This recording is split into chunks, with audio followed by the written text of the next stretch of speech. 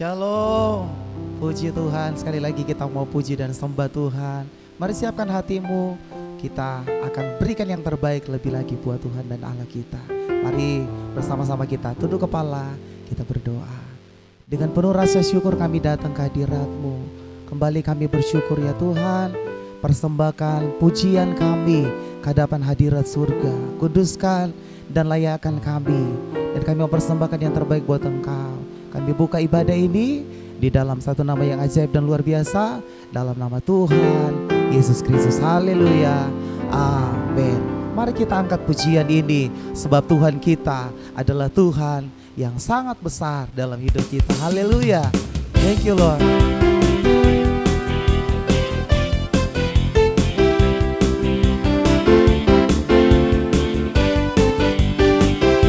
Mari bersama-sama katakan, sebab Tuhan Maha Besar, yang sangat terpuji.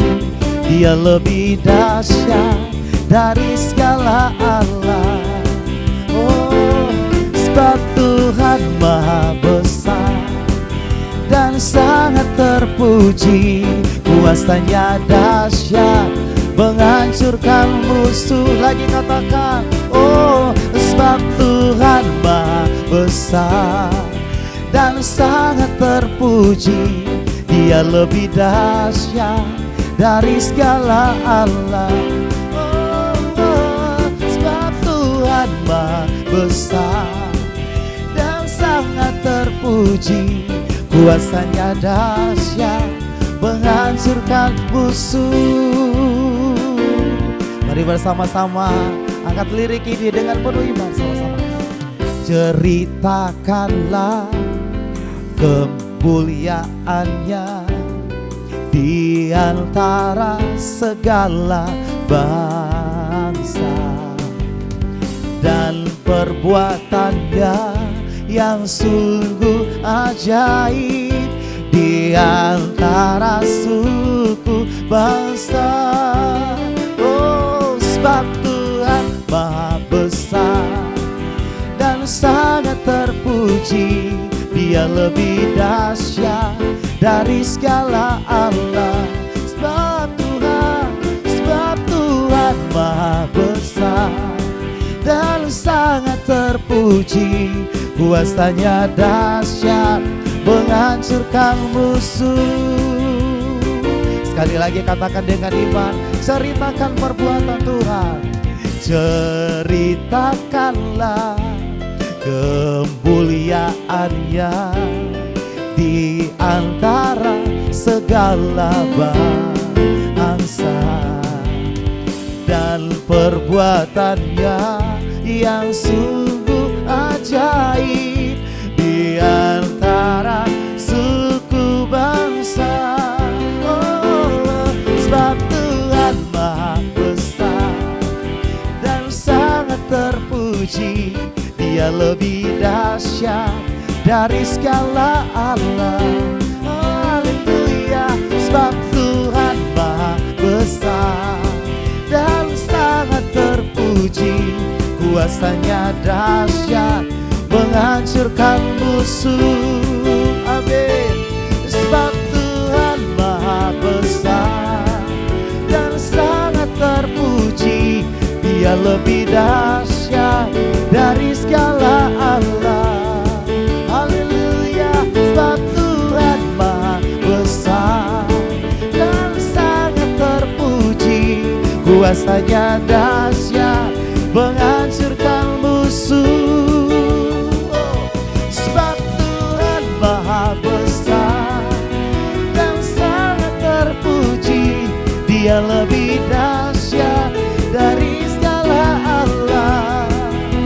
Oh, sebab Tuhan Maha Besar dan sangat terpuji. Kuasanya dahsyat, menghancurkan musuh. Kuasanya dahsyat, kuasanya dahsyat, menghancurkan musuh. Amin.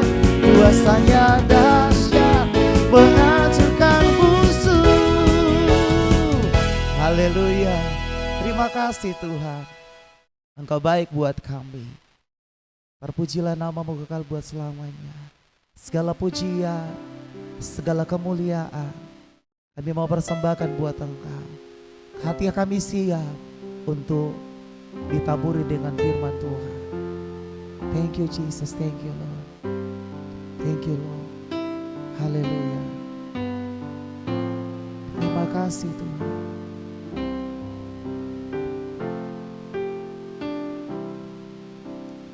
You are Alpha and Omega. We worship you, our Lord. You are worthy to be praised. Yes.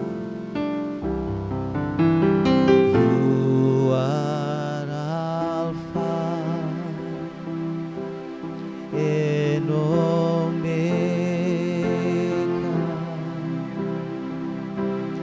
We worship you, our Lord.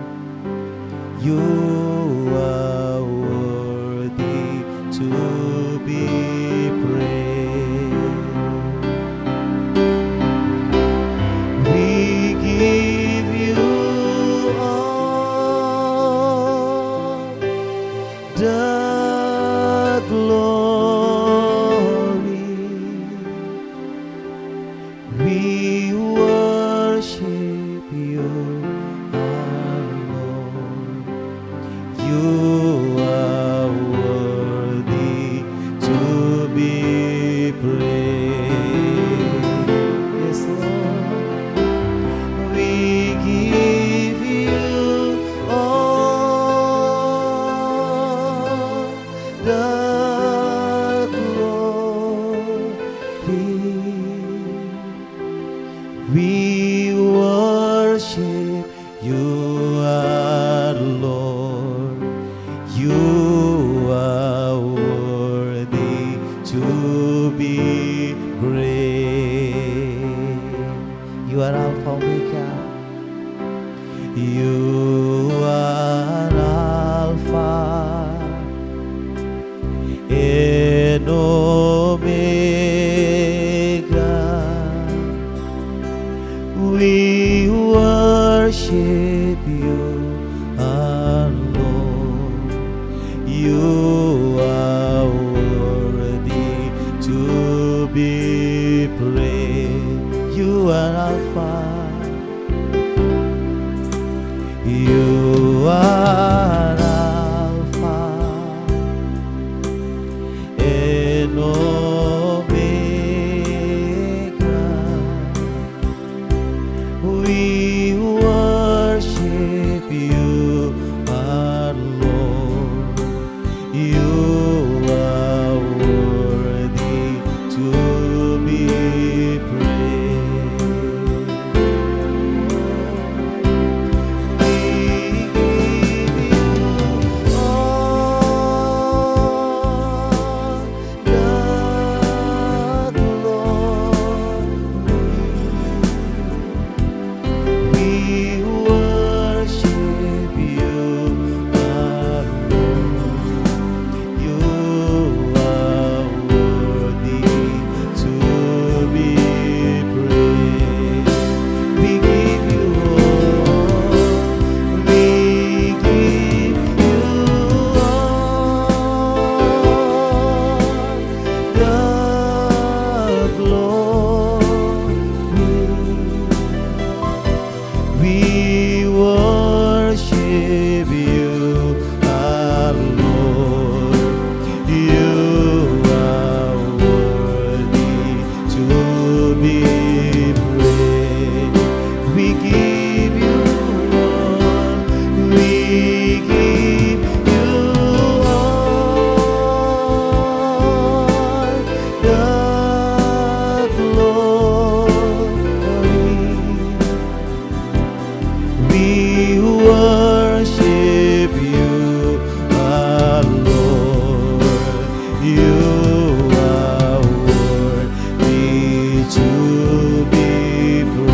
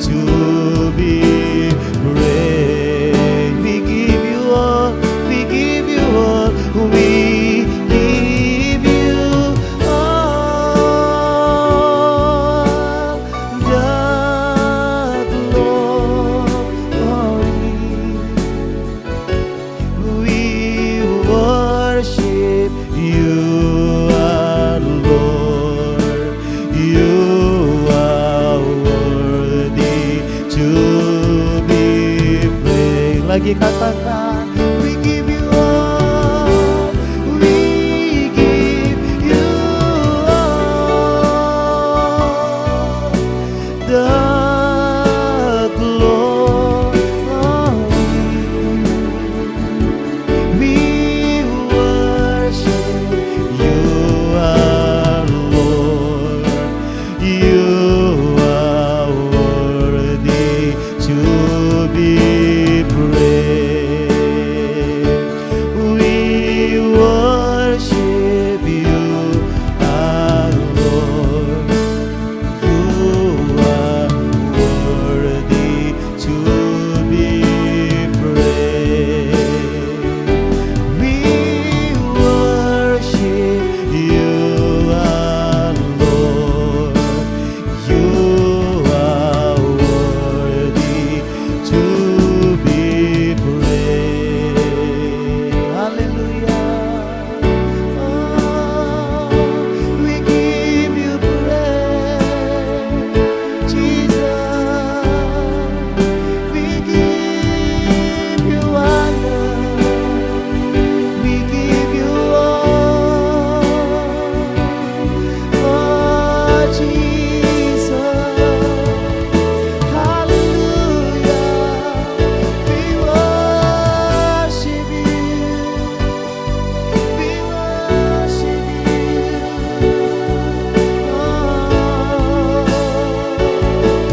Be glorified.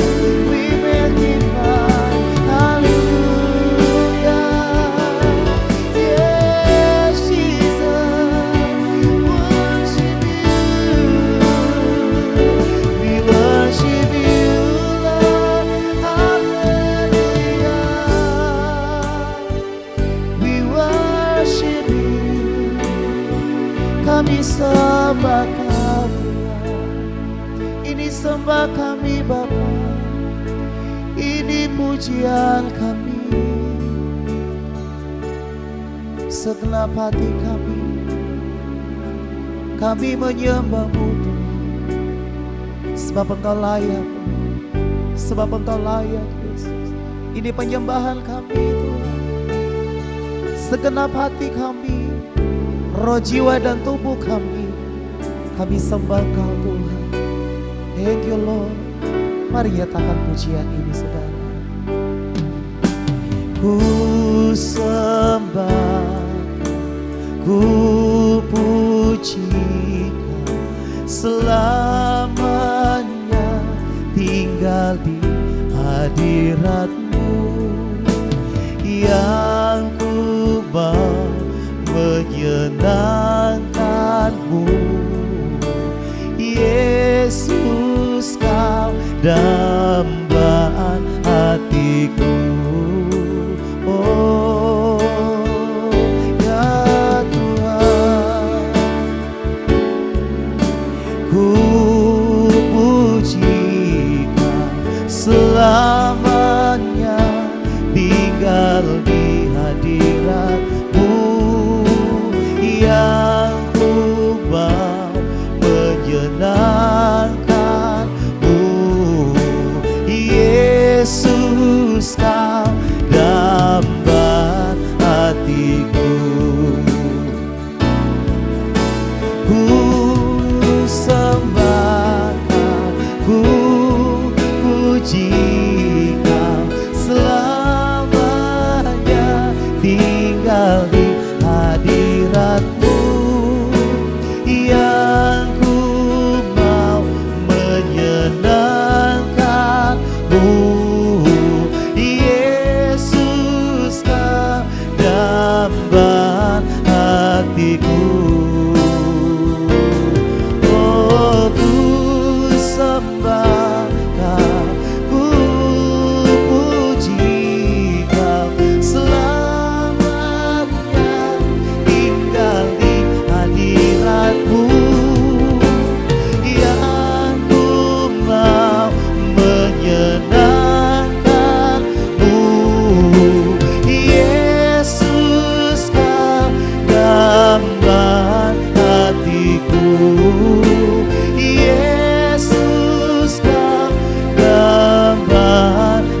hatiku.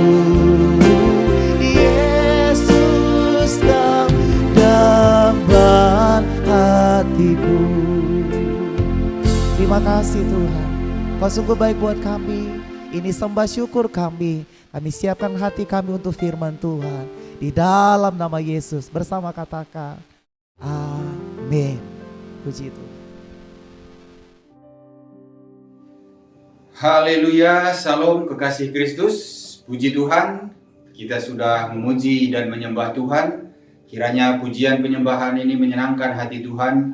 Dan tentu saudara juga, baik dimanapun berada, di rumah atau di mana yang Anda dengar hari ini, saya percaya melalui pujian penyembahan yang sudah saudara dengar, atau mungkin saudara juga ikut memuji menyembah Tuhan, biarlah itu menjadi kesenangan bagi Tuhan.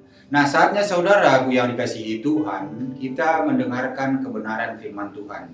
Siapkan hati dan pikiran saudara, ya seperti sering saya bilang, kalau kita mau mendengarkan firman Tuhan, kosongkan dulu hal-hal apapun yang menjadi pergumulan kita atau yang menghambat firman itu kita terima dengan sepenuh hati.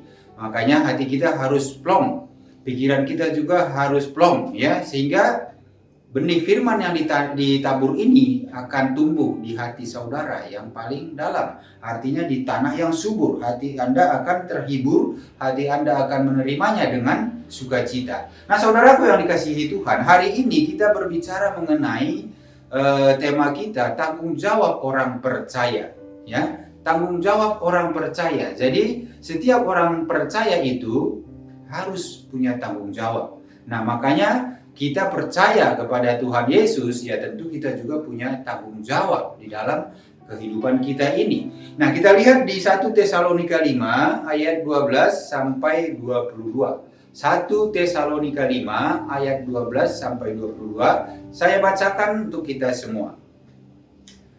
Kami minta kepadamu saudara-saudara supaya kamu menghormati mereka yang bekerja keras di antara kamu, yang memimpin kamu dalam Tuhan dan yang menegur kamu. Dan supaya kamu sungguh-sungguh menjunjung mereka dalam kasih karena pekerjaan mereka. Hiduplah selalu dalam damai seorang dengan yang lain. Kami juga menasihati kamu, saudara-saudara, tegurlah mereka yang hidup dengan tidak tertib. Hiburlah mereka yang tawar hati, belalah mereka yang lemah. Sabarlah terhadap semua orang. Perhatikanlah supaya jangan ada yang membalas jahat dengan jahat, tetapi usahakanlah senantiasa yang baik terhadap kamu masing-masing dan terhadap semua orang. Bersukacitalah senantiasa, tetaplah berdoa, mengucap syukurlah dalam segala hal, sebab itulah yang dikehendaki Allah di dalam Kristus Yesus bagi kamu. Janganlah padamkan roh, dan janganlah anggap rendah nubuat-nubuat. Ujilah segala sesuatu dan peganglah yang baik. Haleluya. Amin. Nah, saudaraku yang dikasihi Tuhan, kalau kita lihat ini 1 Tesalonika ini, surat Paulus ke jemaat di Tesalonika ini, ayat firman ini merupakan nasihat Paulus kepada jemaat di Tesalonika, ya. Kalau kita lihat di pasal sebelumnya, di pasal 2 ayat 11 sampai 12, Paulus itu menggambarkan dirinya sebagai orang tua yang menasihati anak-anaknya, dan dia merasa bersukacita atas nasihat-nasihat dia itu, ya, karena orang yang dia nasihati itu menerima kebenaran firman Allah. Jadi ini yang membuat Paulus bersukacita. Nah, kalau kita lihat di sini, kenapa mereka menerima firman? Karena nasihat yang diberikan oleh Paulus ini yaitu jemaat supaya hidup kudus. Ya, menasihati jemaat-jemaat di sana supaya mereka hidupnya itu jangan mengikuti kehidupan yang lama.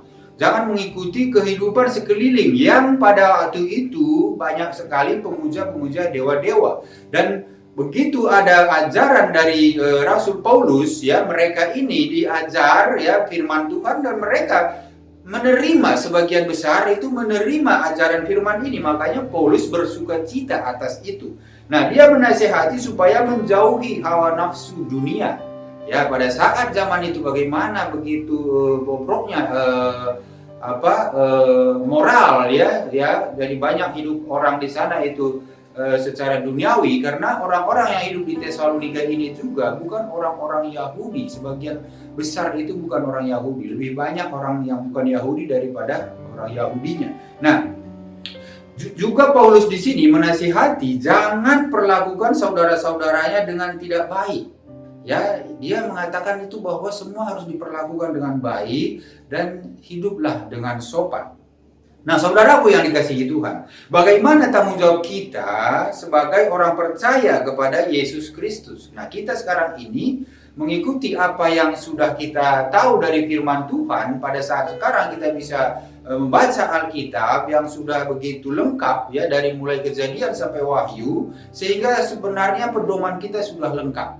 Ya, pengenalan kita akan Tuhan sebenarnya dengan mengenal atau membaca Alkitab itu, kita sudah akan mengenal Tuhan lebih lagi dari orang-orang yang zaman dahulu, yang mereka itu hanya dari rasul-rasul aja dan tulisan-tulisan yang belum lengkap selengkap yang kita punya sekarang ini. Nah, saudaraku yang dikasihi Tuhan, bagaimana tanggung jawab kita sebagai orang percaya kepada Yesus Kristus? Nah, pertama itu kita memiliki tanggung jawab kepada pemimpin gereja. Kalau kita lihat tadi di ayat 12 dan 13, Paulus ini menasihati jemaat ya, supaya apa katanya? Saudara-saudara, supaya kamu menghormati mereka yang bekerja keras di antara kamu, yang memimpin kamu dalam Tuhan dan yang menegur kamu. Jadi yang memimpin kamu di dalam Tuhan, menghormati mereka. Siapa mereka ini? Nah, tentu orang-orang yang memimpin di dalam Tuhan, yaitu orang-orang hamba-hamba Tuhan. Ya, mungkin kalau di gereja sekarang, ya itu ada penatua,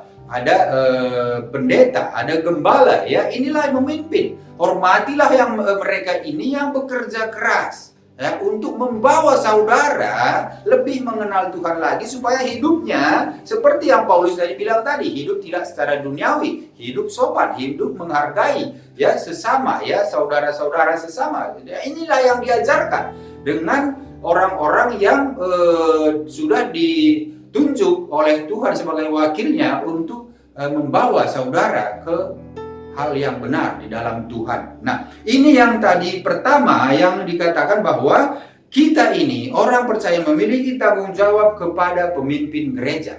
Kita lihat di ayat 12 dan 13 ini tadi bahwa pemimpin gereja yang di sini adalah orang yang bekerja keras dalam membawa saudara dalam Tuhan.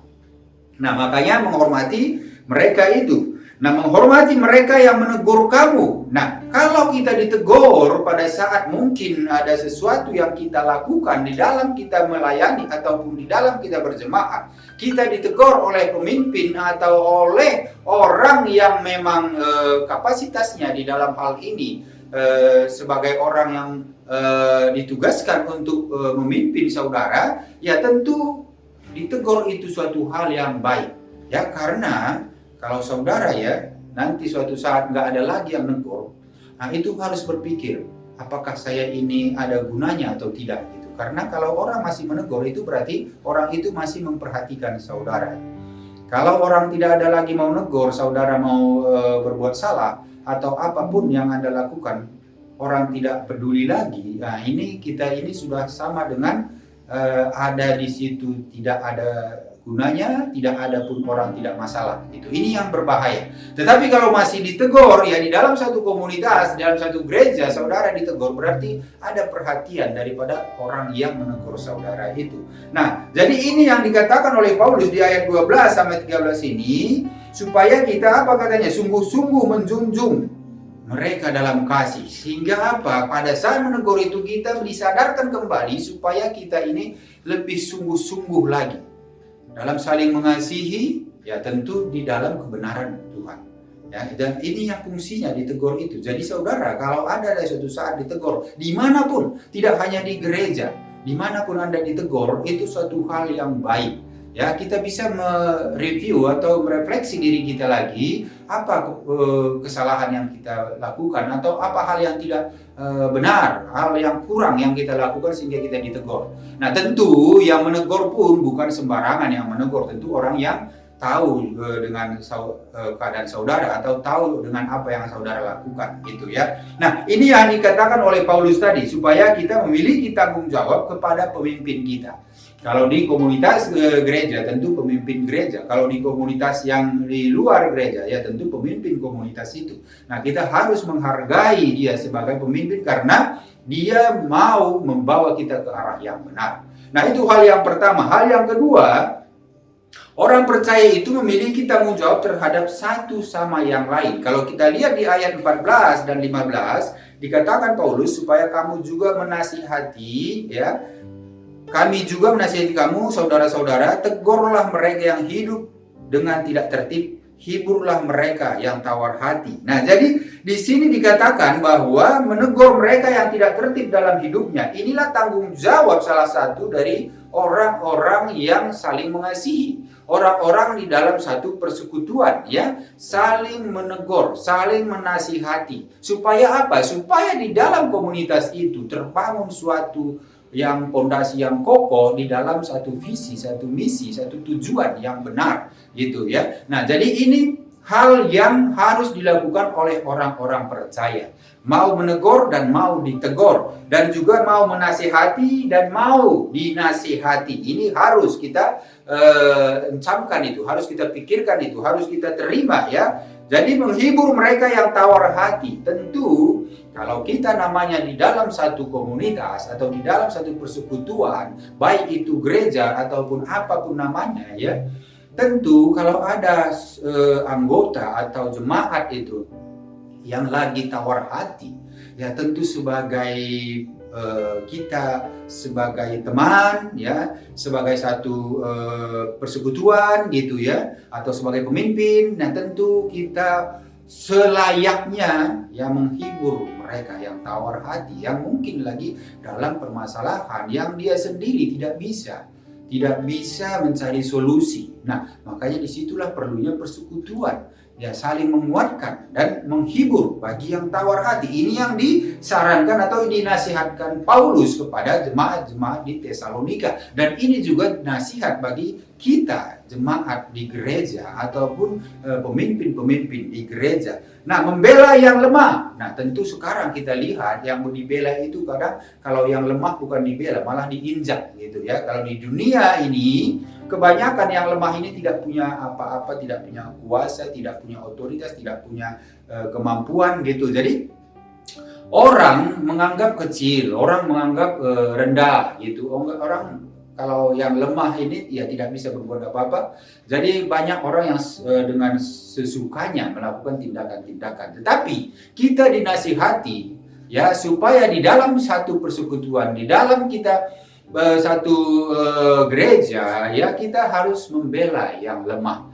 Ya, kita harus memperlihatkan kasih itu kepada mereka yang lemah, sebagaimana kita juga sudah dikasihi Kristus. Ya, kita dibela oleh Kristus dengan apa yang sudah kita lakukan yang mungkin ya tidak bisa dibenarkan kalau bukan oleh Kristus. Nah, makanya saudara yang dikasihi Tuhan, kita juga dinasihati di sini supaya membela yang lemah. Artinya perhatian kita itu harus ada kepada orang-orang yang lemah. Jangan kita hanya melihat aja orang-orang yang hebat, orang-orang yang kuat, orang-orang yang punya otoritas, tetapi orang lemah kita abaikan. Nah, itu tidak benar di dalam kita saling mengasihi, di dalam apa yang tadi Paulus nyatakan bahwa orang percaya itu punya tanggung jawab. Jadi kita itu harus bertanggung jawab kepada yang lemah juga. Maka kita harus membela mereka ya, harus juga memperlihatkan kasih kepada mereka, menolong mereka. Nah, itu.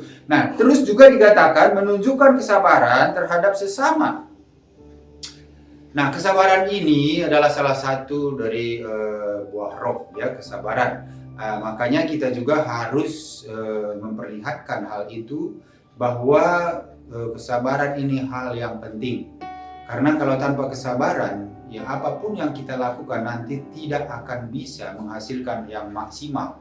Ya, kalau kita melakukan sesuatu pekerjaan umpamanya, kalau kita tidak sabar, belum maksimal, ya kita sudah mungkin meninggalkan pekerjaan itu. Atau kita di dalam studi, Ya, di dalam studi, di dalam kuliah, dalam sekolah, ya kalau kita tidak sabar, ya kita tidak melanjutkan sekolah kita. Karena apa? Kita mau cepat-cepat selesai gitu. Nah, padahal kita harus melalui proses. Setiap orang yang diproses itulah yang akan menghasilkan hasil yang terbaik. Kalau tidak mengikuti proses, nah dia tidak akan terbentuk. Nah, makanya saudaraku yang dikasihi Tuhan, di sini dikatakan oleh Paulus menasihati supaya kita menunjukkan kesabaran terhadap sesama. Banyak mungkin hal teman kita atau saudara kita, relasi kita yang membuat kita terganggu, ya, yang mungkin membuat kita tidak nyaman gitu, atau mungkin ya menyudutkan kita, bisa jadi, ya. Tetapi Paulus menasihati kita sebagai orang percaya, kita punya tanggung jawab untuk menunjukkan kesabaran kepada mereka-mereka yang memang mungkin ya kita juga dengan pemikiran kita, kadang mungkin kita berpikir saya harus melakukan tindakan ini supaya seperti ini nanti hasilnya gitu ya. Tapi kalau kita memiliki kesabaran, tentu itu akan membuahkan hasil yang lebih baik. Nah, jadi ini yang disarankan atau dinasihatkan Paulus kepada setiap jemaat atau orang percaya. Terus dikatakan juga damai dengan semua orang. Tentu kalau kita damai dengan semua orang, tidak ada persoalan yang tidak bisa diselesaikan. Kalau kita damai dengan semua orang, ya tidak ada permasalahan yang besar.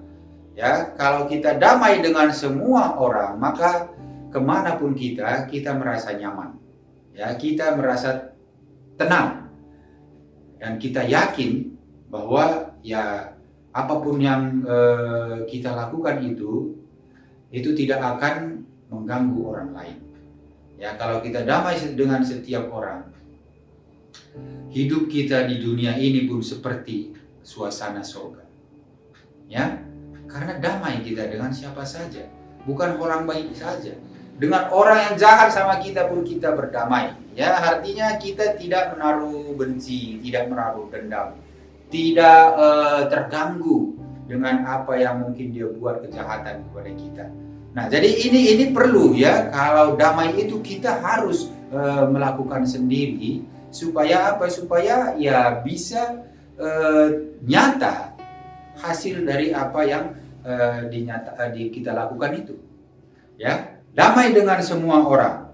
Dunia ini akan menjadi tenang, dunia ini akan menjadi aman ya kalau semua orang damai. Tetapi kita tahu suasana, situasi itu banyak sekali membuat orang tidak damai. Ya, bukan tidak damai dalam suasana saja, tetapi satu sama lain kadang bermusuhan. Ya, banyak sekali, apalagi di dalam dunia sekuler ya. Ya, baik itu di dalam dunia politik, dunia bisnis, usaha, untuk damai dengan semua orang itu sangat-sangat susah sekali. Ya, karena ada persaingan kadang, persaingan yang membuat ya saya harus lebih baik atau saya harus menginjak dia dulu supaya saya naik. Nah, ini yang tidak baik di mata Tuhan. Makanya dinasihati supaya kita jangan seperti itu. Kita harus damai dengan setiap orang, semua orang, walau dalam situasi dan kondisi seperti apapun. Nah, ini hal yang kedua yang dikatakan oleh Paulus. Hal yang ketiga, kita orang percaya memiliki tanggung jawab kepada Allah. Kalau kita lihat di ayat 16 sampai 22, bahwa dikatakan di sini, kita harus tetap bersukacita senantiasa, tetaplah berdoa. Ya, tentu kita berdoa ini kepada Tuhan. Bersukacita senantiasa di dalam Tuhan. Nah, jadi kita orang yang percaya punya tanggung jawab supaya kita tetap berdoa. Jangan abaikan doa, karena kehidupan kita ini tanpa doa, tanpa persekutuan dengan Allah melalui doa-doa kita, itu akan hampa. Kekristenan itu tidak akan ada pertumbuhan kalau tidak ada doa. Dan kita tahu dengan doa ini kita berkomunikasi dengan Allah. Melalui doa banyak hal yang dari kita kepada Allah kita sampaikan. Dan tentu doa ini juga memberikan kita kekuatan, karena doa-doa yang kita sampaikan itu semuanya kita percaya bahwa Tuhan mendengarkan setiap doa orang yang percaya. Ya, bukan berarti doa setiap kita nyatakan itu kepada Allah, kepada Tuhan, itu pasti langsung dijawab, bukan itu maksudnya. Tetapi kita percaya setiap doa kita itu didengar oleh Tuhan. Waktunya kapan untuk dia mengabulkan, waktunya kapan dia untuk memberkati doa kita, itu tentu waktunya Tuhan. Dan kita tahu itu bahwa kehendak Tuhanlah yang terjadi di dalam doa-doa kita. Makanya kita berdoa pun jangan salah ya. Kadang orang berdoa memaksakan kehendaknya. Di dalam ada masalah baru berdoa. Kalau ada hal-hal yang susah, yang membuat dia terganggu, baru dia berdoa. Pada saat yang baik-baik aja, suasana yang tenang ya, dia tidak berdoa atau ya lupa dengan doa. Nah ini banyak terjadi ya, orang percaya, orang Kristen juga banyak terjadi hal ini. Pada saat sakit baru mulai berdoa dengan tekun, ya berdoa dengan rajin. Itu pada saat mengalami penyakit. Tetapi pada saat nanti sudah sehat, semuanya baik-baik saja gitu ya, dia juga lupa lagi. Malah mungkin dia bisa dibilang tidak pernah lagi berdoa gitu. Atau berdoa pun itu hanya sebagai bukan suatu kerinduan lagi, tetapi untuk formalitas saja. Nah ini yang Paulus katakan bahwa kita punya tanggung jawab kepada Allah.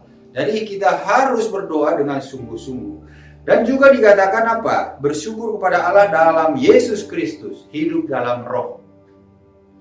Karena Yesus Kristuslah kita bisa mengenal Allah, ya.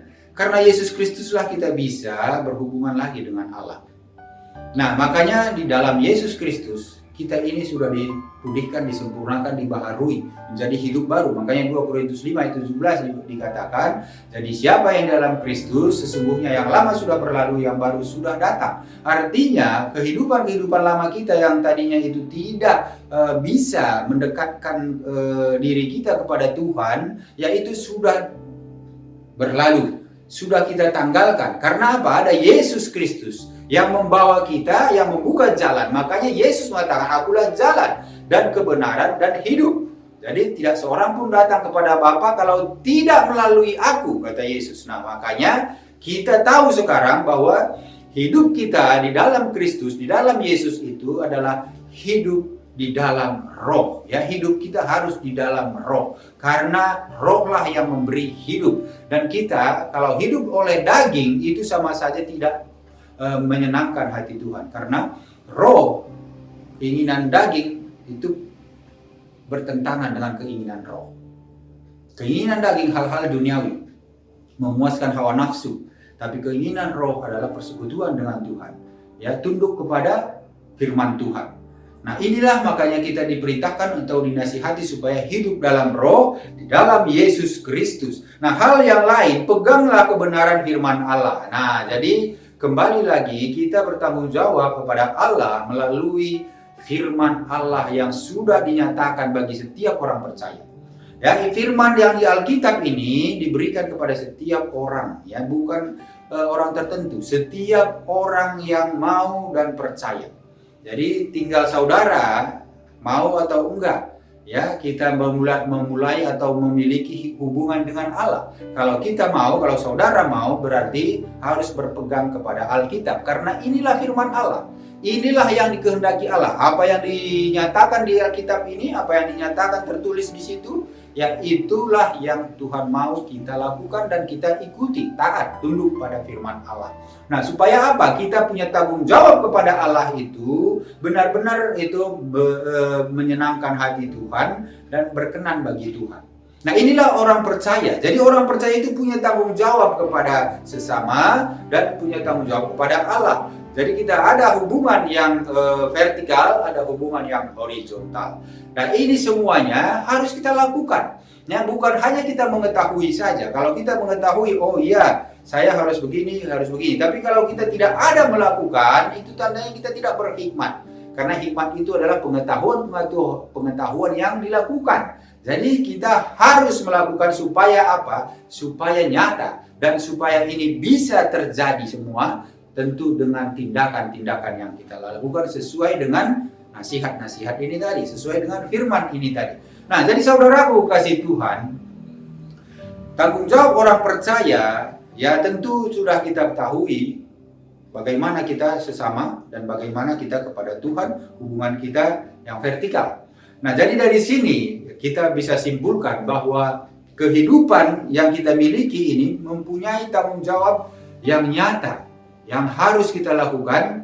Yang terutama itu kalau kita lihat salib vertikal dan horizontal, berarti tanggung jawab kita vertikal kepada Allah, yaitu kita di dalam persekutuan melalui doa-doa kita, melalui kita hidup di dalam Kristus, ya hidup oleh Roh, berpegang pada firman. Inilah tanggung jawab kita sebagai orang percaya kepada Allah. Dan tanggung jawab kita kepada sesama yaitu bahwa kita harus saling menghormati, saling menasehati, saling menegur, ya, dan juga taat kepada aturan-aturan yang dinyatakan dan sudah disahkan oleh suatu komunitas atau persekutuan di mana kita berada. Nah, inilah tanggung jawab kita, menghargai sesama, terlebih-lebih juga menghargai pimpinan kita di mana kita berada. Nah, inilah yang menjadi renungan kita hari ini. Bagaimana kita sebagai orang percaya supaya kehidupan kita di dunia ini, selama kita masih hidup ini, sepadanan terus dengan kehendak Tuhan, sesuai terus dengan firman Tuhan. Nah, tentu tanggung jawab sebagai orang yang masih hidup di dunia ini tidak boleh melalaikan atau mengabaikan hal-hal yang kita lihat setiap hari. Yaitu apa? Bertemu dengan orang, bertemu dengan orang banyak dan saudara-saudara kita. Ya, tentu ini punya hubungan tersendiri dan tanggung jawab tersendiri. Dan kita sudah lihat tadi apa tanggung jawab kita sebagai sesama. Dan kita juga punya hubungan pribadi dengan Tuhan. Baik hubungan secara pribadi maupun hubungan secara persekutuan. Ya, tentu ini tanggung jawab kita untuk selalu melakukan hubungan dengan Tuhan itu melalui doa-doa, melalui pembacaan firman Tuhan atau merenungkan firman Tuhan siang dan malam, melalui pendengaran firman Tuhan, yang melalui kehidupan kita hidup di dalam Roh, ya, sehingga semua itu berkenan bagi Tuhan. Saudaraku kasih Kristus, inilah firman Tuhan yang saya mau sampaikan saat ini. Bagaimana orang percaya itu harus bertanggung jawab, sehingga di dalam kehidupan saudara, di dalam Anda melakukan apa yang tadi sudah dinasihatkan di 1 Tesalonika ini tadi, ya tentu itu akan membawa hasil yang baik, tentu itu akan menghasilkan sesuatu yang memberikan sukacita, memberikan damai sejahtera, dan menyenangkan hati Tuhan. Demikianlah firman Tuhan ini. Tuhan Yesus memberkati. Haleluya. Amin. Mari sama-sama kita berdoa. Terpujilah namamu Tuhan Yesus. Terima kasih untuk segala kebaikan dan kemurahan-Mu. Terima kasih Bapa untuk firman yang sudah kami dengarkan. Hamba-Mu juga sudah menyampaikan apa yang Tuhan kehendaki. Biarlah firman ini terhidup di dalam hati anak-anak Tuhan yang mendengar, sehingga mereka bisa bertanggung jawab terlebih-lebih kepada Tuhan dan juga kepada sesama, dan melakukannya dengan apa yang sudah didengar, bahwa melakukan tanggung jawab ini tentu dengan kasih, dengan sukacita, dan di dalam kehidupan yang benar dan hidup oleh Roh, sebagaimana Tuhan yang perintahkan oleh firman-Mu. Terima kasih Bapa.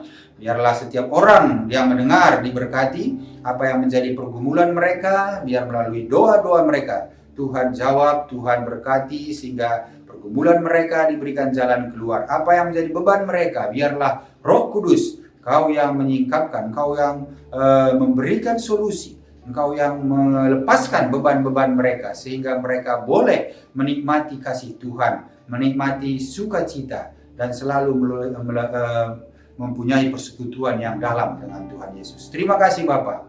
Hamba berkati setiap yang mendengarkan firman ini, biarlah di dalam nama Tuhan Yesus mereka semua diberkati dalam damai sejahtera sukacita. Berikan kekuatan bagi setiap orang mendengar juga. Berikan kesehatan bagi setiap orang yang sakit disembuhkan, yang lemah dikuatkan. Dan juga biarlah Engkau memberkati rumah tangga, keluarga, pekerjaan, usaha, apapun yang mereka lakukan. Biarlah itu semua di dalam berkat-berkat Tuhan. Dan biarlah semuanya ini Bapa boleh menyenangkan hatimu, sehingga apa yang kami lakukan tidak sia-sia, tetapi menyenangkan kerajaan sorga. Terpujilah nama Tuhan, kami bersyukur di dalam nama Bapa, Putra, Roh Kudus. Dalam nama Tuhan Yesus, haleluya, amin.